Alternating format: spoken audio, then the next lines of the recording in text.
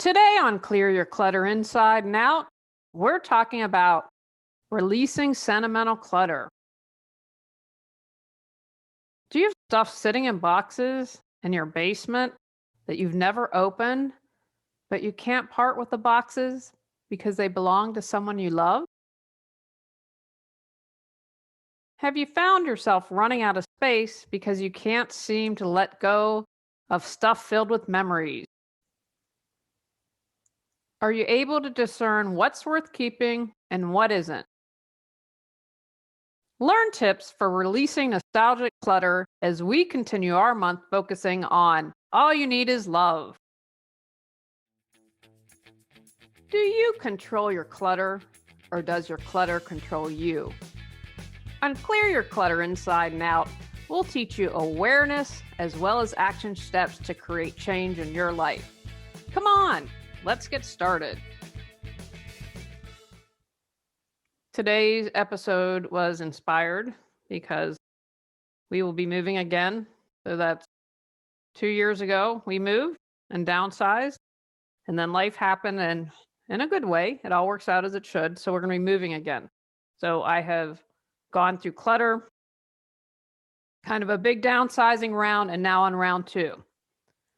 I also wanted to talk about today because last year people had a little more time to evaluate. Many of us found ourselves at home more. And a lot of times when we're in crisis, we get more sentimental, we get more nostalgic. Last year, some of you might have been like, hey, man, I can just clear all this out. This is really great. I feel really invigorated.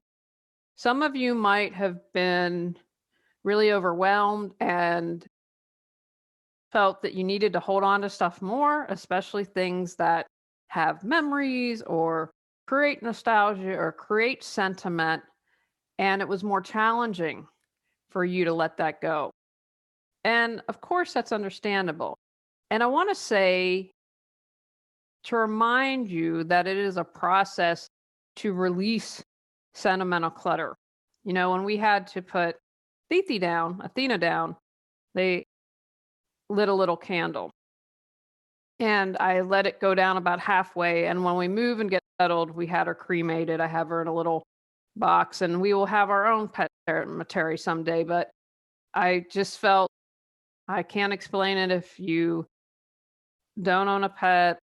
They are like my babies. And I said, we're not leaving her in North Carolina. We're taking her to West Virginia. Anyhow, I have a little half that you can get, I'm sure, at the dollar store. But I want to, when we go, settle her in, light the candle, and bring her to West Virginia with us. So that's some sentimental clutter I'm holding on to. I'll be able to release it someday or repurpose it because I like candles. But it's a process. I wouldn't expect myself to be able to release things that, especially when I'm grieving. And so I want you to remember that. I had a client that lost a child. I can't even imagine what that would be like. It was incredibly painful to lose an animal that I loved. And she lost a child as a baby and had to go through a process before she was able to release the crib. The baby had been our last child, and so she had no longer had a need for a crib. And it was a process, and it took several years before she finally was able to say, I know that someone else who needs this crib and can use it, and was able to let it go. So just be gentle with yourself during this process. I wanted to make sure that I told you that. Of course, it's pretty easiest to see that sentimental clutter can create physical clutter. It can also create mental clutter. I had a client once that had a basement full of stuff that belonged to her parents, and she never opened anything and wasn't willing to let it go. So that created mental strain. It also created strain within the relationship because there was a lot of tension. This whole basement is filled with stuff that's not being used, and it created tension in the marriage. Sentimental clutter can also create emotional clutter because it really keeps you in the past. And for some people, that doesn't allow them to move forward. And if you are surrounded by a bunch of stuff, that can also lead to clutter because clutter can cause depression, and depression can cause clutter. I'm excited. We have a guest today. Have Rachel back on the podcast. Love Rachel. She's authentic. She keeps it real. Did an episode or two with her previously. If you just go and search Rachel on YouTube or the podcast, you should be able to pop it up and find her. She is a fellow podcaster. She has a great podcast organized. I've been on that a couple times. And it takes special people to work with hoarders. I volunteered once when I first started my business and actually kind of organized it for the area. And it was really, I found it really heartbreaking. And so people who work with hoarders like Rachel are special angels on this earth. They're special people because it takes a lot to do this. You know, she, I'm sure through COVID has been able to work because she would be, I'd call it hazmat gear. That's probably not the proper term, but because they're health hazards, sometimes working with hoarders, she, I'm sure, has been able to work through everything with COVID and continue to work there. But it really takes not just the physical part, because at my age, that would be a lot, but you need to be a loving person. You need to hold space for emotions that comes up. So many times hoarders have been treated so poorly and dismissed that it does just take someone who's really special to do that. So let me tell you about today's guest. Rachel Seavey has been a professional organizer for over a decade and has helped thousands of people create order within their home. Rachel organizes homes and living spaces for residents and business owners in the San Francisco Bay Area. Rachel's specialty is chronic disorganization, hoarding disorder, and life changes. Rachel's media appearances include the Emmy-nominated A&E series Hoarders, the CBS Sunday Morning Show, and the Lady Brain Show. When Rachel is not clutter coaching, organizing, or podcasting, she's with her son, dogs, and bearded dragon, living life and having fun. And I just have to say, Rachel's son, Shane, is adorable, and he has the best hair ever. Welcome, Rachel. Hey, Julie. Thanks so much for having me on your show. I'm excited because we're going to be talking about sentimental clutter and nostalgic clutter today. So what do you consider sentimental clutter? I think there are a few different things. I definitely have observed that people like to hang on to items that remind them of other people or a time in their life when things might have been better, or just a time in their life that they remember or cherish. And it could be something very sentimental, somebody that's passed away has left behind, but it could also be things like concert t-shirts or magnets from every place they've traveled. Like I've seen a wide array of items that people hang on to because they find them sentimental. You had mentioned, which was a moment of aha for me, that one of the reasons, because I haven't experienced this, and maybe because you work with hoarders, that you said that people are going to hold on to the nostalgia because it reminded them of a time when life was better. I think that's a great insight that I wouldn't have thought of. So what other reasons do you find that people hold on to sentimental items? I noticed that people hang on to items that were given to them as a gift, and they might not even like the item, but somebody that they really like gave it to them, or something that really represents who they are or what they feel about, like a foundation that they support. It's hard for people to get rid of items that were given to them by somebody that's important or a place that was important to them. So I think they save these items because it represents what's important to them or who that person is. But a lot of the times they don't even like the item, which I find very interesting.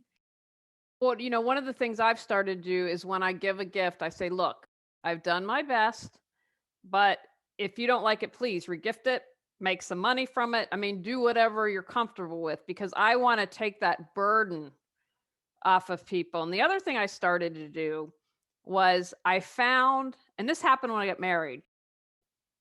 I found that I had held on to something that I'm no longer friends with the person. And I thought, what are you doing? And so I like to recycle everything or I like to give it away. And in this, because this gift was made for us for our wedding and it could only be used for me and Tony. I'm like, I just have to pitch it because the mental exhaustion of seeing that in the home outweighed my desire to recycle everything. And so have you found that maybe people have been in my position and hold on to something with someone they don't like? Oh yeah. No, I've done that. And those items are toxic in a way because you just quickly think about that time that they, screwed you over or whatever the falling out was. Like you go directly there.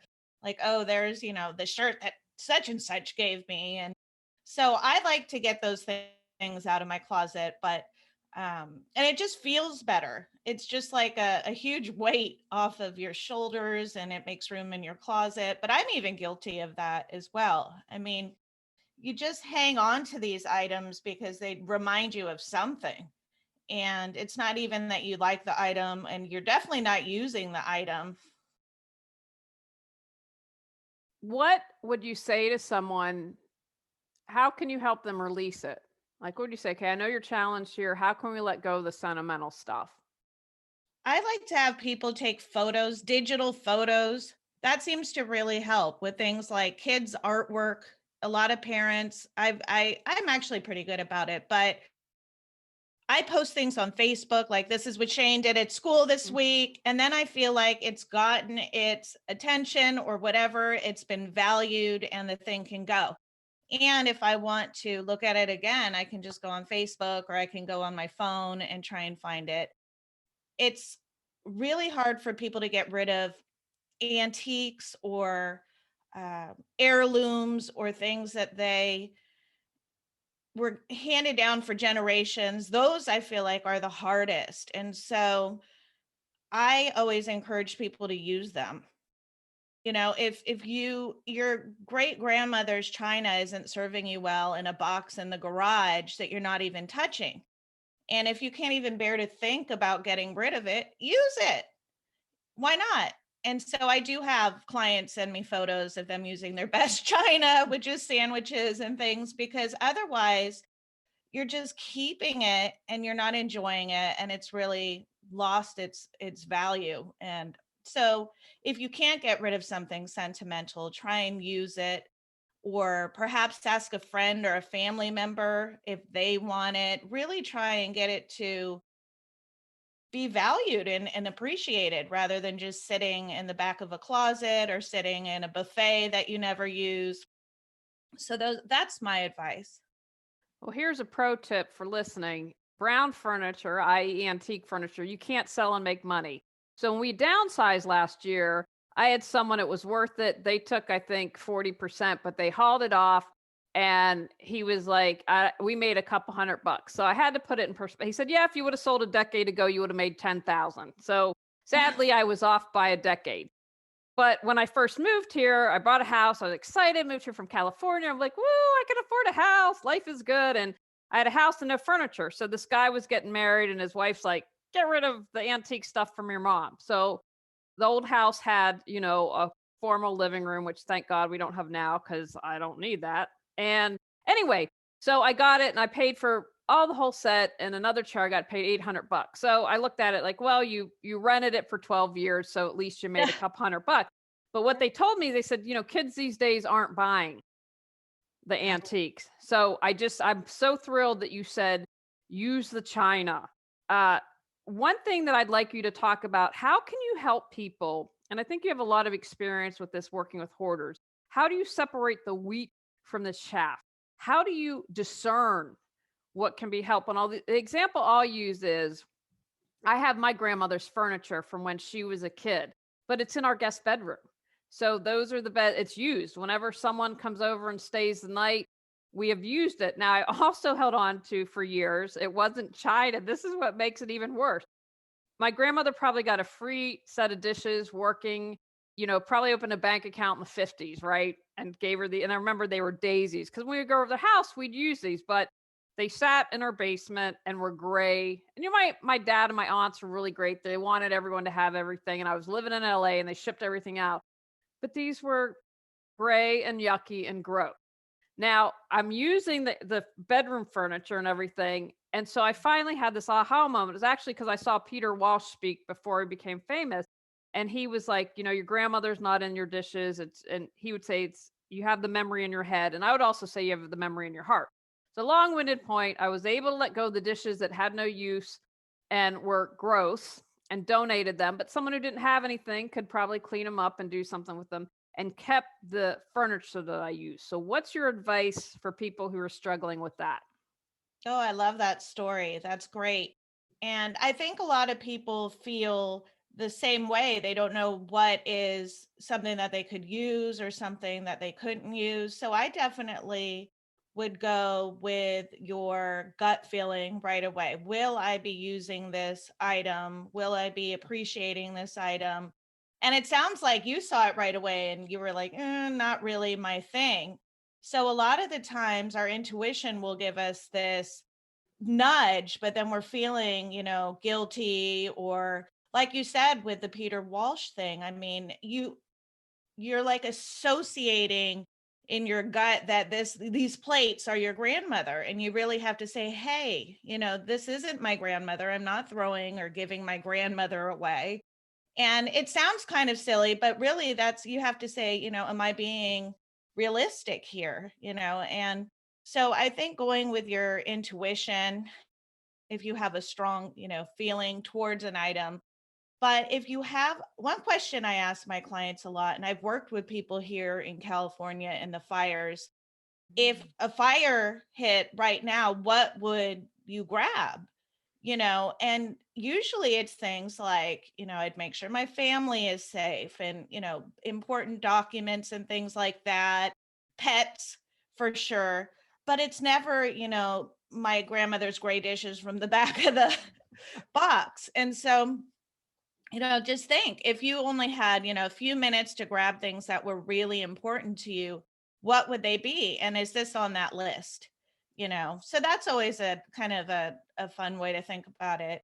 But I love that, you still donated them, the dishes that you didn't use, and you felt good about that. You didn't throw them away. I think some people have a hard time throwing things out. And so if you can find a good resource for it, then that makes it just a little bit easier. Yeah, I'm challenged. I try to be as green as much as possible. And I can appreciate it when other people do. But that was a huge aha moment for me. I'm like, no, my grandmother isn't in the dishes. And does the thought of clearing your clutter overwhelm you? Clear Your Clutter Inside and Out has 21 standalone chapters to fit your schedule and lifestyle. Stop being afraid, gain clarity, and go at your own pace. The Clear Your Clutter Inside and Out workbook lets you record your thoughts step by step as you go through the book. Free MP3 meditation with purchase. Get control of your clutter so your clutter doesn't control you. Reclaim time, money, sanity, and resources.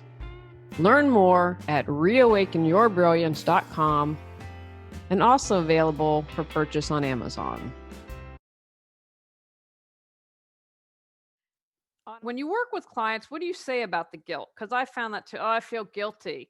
Like I was joking with one of my aunts about something, and I was like, look, if anyone can come back from heaven and grab me by the collar and be angry at me, it's going to be my grandmother. And and I'm somewhat intelligent, I'm somewhat normal, I know realistically that's not, but those things like guilt can be really have a strong pull. So what would you say to someone that feels guilt?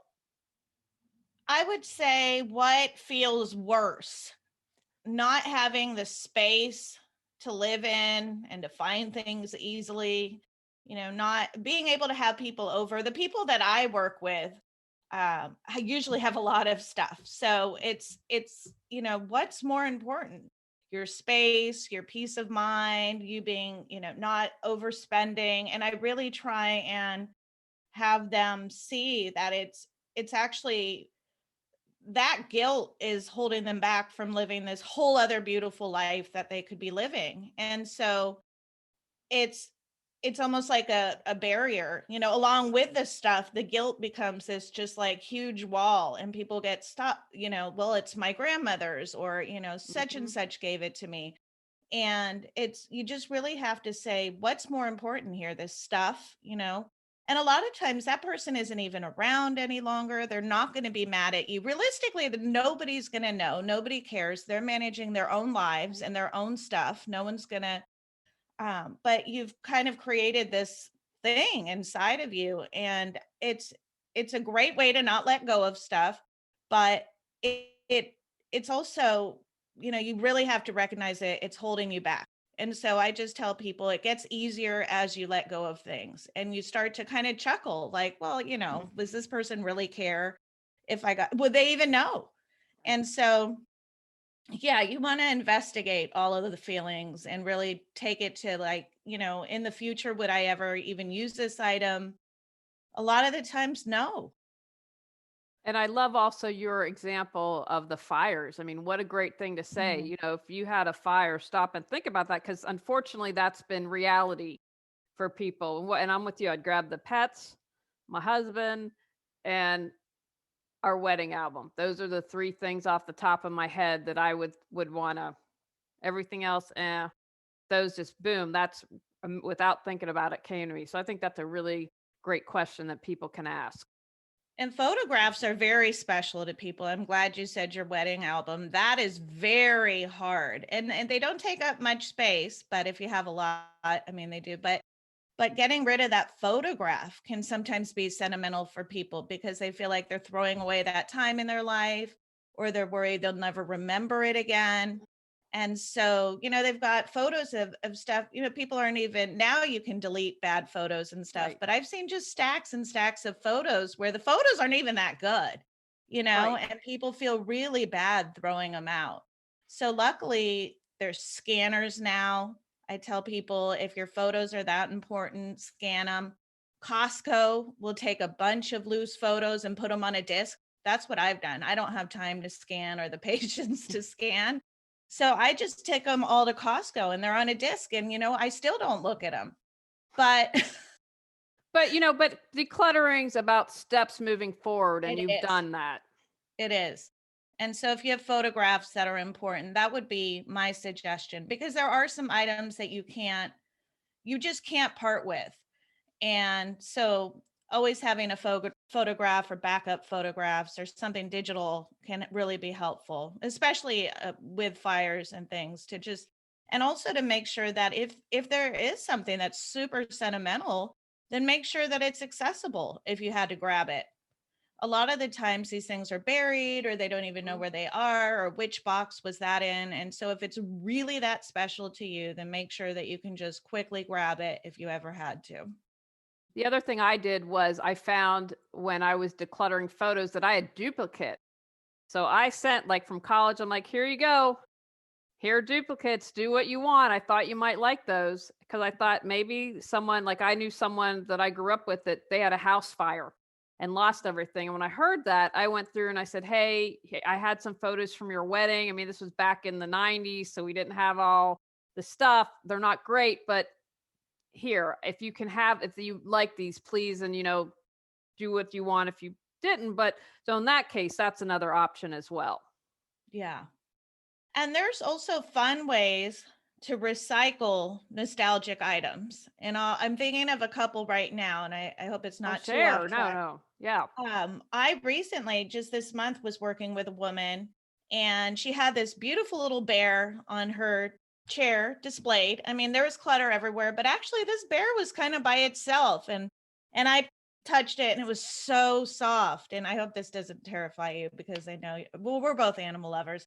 But I said, God, this bear is cute. And it looked like one of those fancy, like Boyd bear Mhm. collectible things. And I said, oh, it's so cute. And she said, well, I was going through my mother's stuff and she had a fur coat, and I knew that I couldn't donate it. So somewhere out there on the internet, and if anyone's interested, I'll try and find out where she did it. She had this bear made from the fur coat. And I don't know, I think they kept whatever was left over so she didn't have to deal with it. And they had the little bow tie, had the monogram from inside. It was lovely. And here it was on display instead of just being a fur coat in the back of a closet that everyone's terrified and mortified about. Here, in the Bay Area, you could get tomatoed or pelted or who knows if you wore that thing out. But here was this, and they did a lovely job. So somewhere out there in the world, someone will take a fur coat and turn it into a bear. I've also seen concert t-shirt made into a quilt. So things like that, it's like, okay, you've got a whole drawer full of t-shirts you're not using from wherever, or maybe marathons that you've done that were important to you. And, there's somebody out there, I don't know, but there's people out there that make stuff from your nostalgic items. And then you could use it every day on your bed or throw it over a chair and, and actually display the things and use them. So that's always a fun thing. I love that because that was going to be one of my questions. What creative things? I've also seen, we talked a moment ago about separating the wheat from the chaff. So creating like a cool shadow box. So instead of, having 5 zillion things, what are the 10 or 15 that really encapsulate that experience? And how can you create a shadow box as one Yeah. example? No, those are really fun as well. And I find that a lot of my clients are very creative and they also don't want to add to the landfill. So these are really cool options for people that get stuck with items like this. And one point that I learned for you, I want to share, and I don't know when you told me this, but I didn't realize in California, you get dinged, you get charged money, right, for the landfill. And so when you dump a bunch of stuff that's maybe junk to a charity that they can't use, that costs them money. Now, if I'm wrong, correct me. Oh no, it costs me money. If I have good items that I'm dumping, I'm paying to pay for good items and or dump good items. And so the charities, unfortunately, I see them at the dump and it's kind of hard and they're definitely contributing to the landfill with stuff that they don't want. The one thing I wanted to say is I think we have to acknowledge that we're human beings. And so sometimes our thought processes are very unique. And to someone else, they might sound crazy. Like I was thinking this morning. So all my sentimental stuff fits in one box. I have done a lot of purging and I purge that stuff every couple years. But then I was laughing as I was thinking about this interview.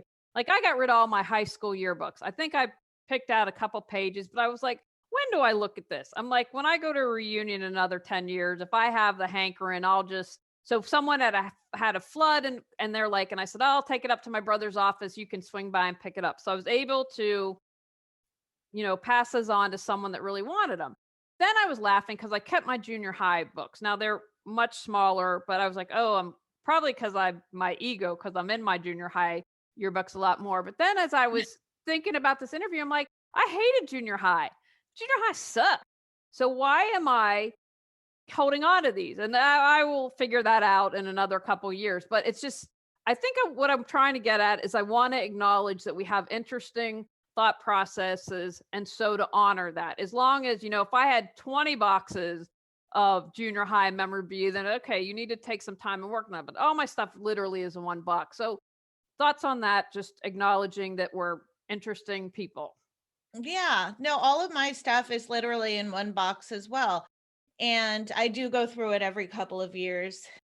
But I have things that I even personally save that really make no sense, and I was thinking that to myself. I'm like, gosh, should I expose myself like that? But it's something honestly that I don't know I can get rid of. When my dad passed away, he left me a couple of beautiful items, which I do display and use and cherish. But then I had ended up with things like his eyeglasses, his watch, Mm-hmm. and his favorite sweatshirt. And so I still have them all. And I'm not going to use his eyeglasses, watch, or favorite sweatshirt. Sometimes I'll put the sweatshirt on, but it really kind of makes me sad. And Mm-hmm. so I don't wear the sweatshirt. And so that's kind of interesting. I mean, I think all of us, and And I know that if I were to get rid of them, I wouldn't be getting rid of him, but it feels like that even for me, even for somebody that's constantly working on this with other people and working on themselves. I'm like, this is kind of funny because I was thinking like, what do I have that's super sentimental that I would never get rid of? I still have my very first teddy bear. I know that really surprises people and I'm not sure why. So, But that's okay. Like, I think the whole point yeah. of it is it's not preventing you from living your life. And you also bring up something about your father. Like, I had a client that lost a child. I would never be like, you have to get rid of that stuff. And that's a process. The example I use is it took her years to get rid of the crib. This was her last child, so she wasn't going to have any more kids. And I was like, that's okay. Like, don't beat yourself up about it. And you might never be able to let it go. Now, the crib she was able to eventually let go after a period of years because she saw that another baby, a child in need, could get use out of it. But that was a years long process. So I just want to remind people, don't push yourself. I mean, honor your quirks and be okay with that. It's not worth it if, like you said, it would upset you more to get rid of your dad's eyeglasses than not. And so that's really important to honor yourself and your feelings. Oh yeah. And I tell myself that too. Like, I honor it. They're going to be with me until I can, maybe one day I'll say, "Oh, this is so silly. Why am I doing this?" And it's interesting that you mention a client that lost a child because, I don't know if, I'm sure someone listening has felt like that as well. And I worked with a lady, obviously more on the extreme and who had 5 storage units of their only child that passed away's Oh.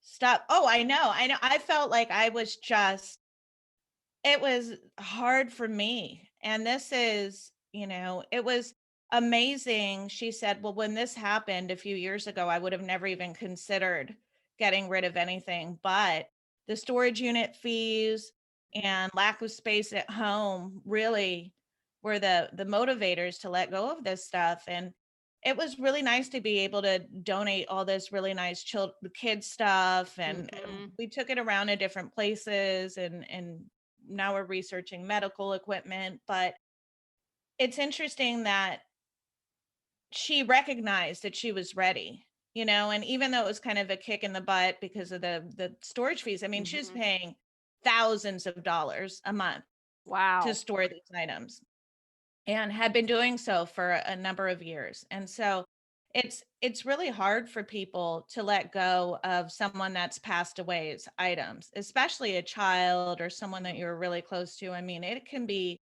painful. And so I just really respected that she knew she was ready and she Mhm. called me and hasn't really waffled on any, she said, "I want to get rid of, let's get down to 2." So she knew I'm not going to get rid of everything, Right. but I want to get rid of it, 50% or more. So sometimes, you might not be somewhere right now. Like I might not be able to let go of those eyeglasses now, but maybe like, 10, 20, Right. 30 years, it's like, oh, that's kind of silly. Right. And it's a process and to be okay to recognize that. It is a process. Now, what take actions do you have for our listeners and watchers today? Whatever you feel comfortable with sharing. Well, I think it would be helpful if people made a list about what was really important to them so that they could see it. Because when you're thinking of it, you could just kind of group everything together, well, anything that's my grandmother's. And it's like, well, anything, there's, old curlers that are disintegrating in the back of this box, so really, Mhm.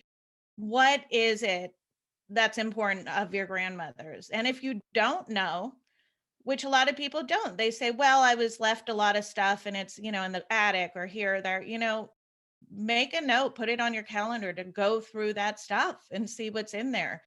Unfortunately, some of the dishes might be grayed and older. Things, some things don't keep well. Some things disintegrate, fall apart, stick together.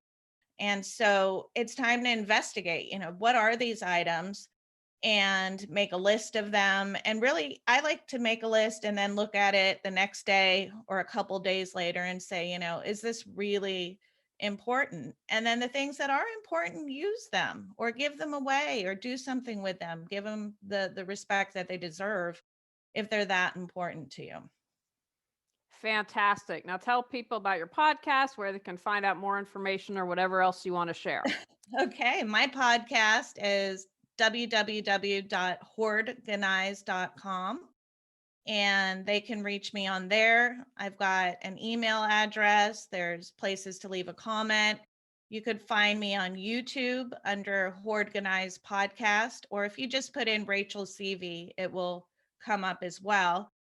And feel free to leave an email or a message. I love working with people that are completely overwhelmed with clutter. If you can't move through your house, if you're feeling like you can't have people over, those are definitely the type of people that I love to work with.